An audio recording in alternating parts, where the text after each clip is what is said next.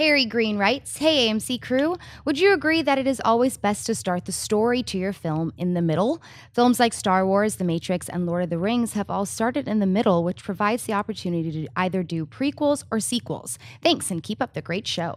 Well, I mean, there's two different ways to look at this. Number one is I do hate it when movies give us a first act that really could have been summed up and told in a 5-minute scene and started the film much later.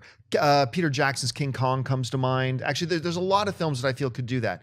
And I really do appreciate it when films start, they get whatever little kind of setup narrative they need to get up out of the way in like a 5-minute scene or a 2-minute scene, and then get you into the meat of the movie. I do appreciate that.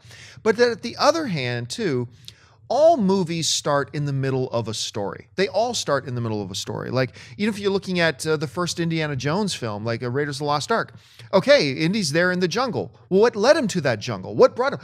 He's obviously has a rivalry with the French explorer as well. Where did that come from? No matter what movie you start, unless it's Conan, the Conan reboot, where it literally starts with Conan coming out of the womb, every movie starts somewhere in the middle. It's just about where does a storyteller want to start telling this story? What part of the story do we want to put on screen?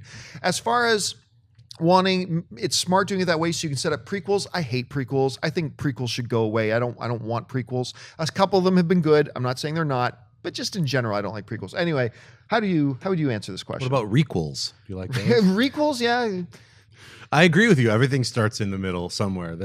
Everything starts already with the story happening. You just begin following a character in the midst of their story, or their story begins by interacting with someone else's story that's already going on. Right. Like The Matrix. The Matrix didn't start as a prequel, or it's not in the middle of anything. It's just the story of that character finally realizing that he's the one.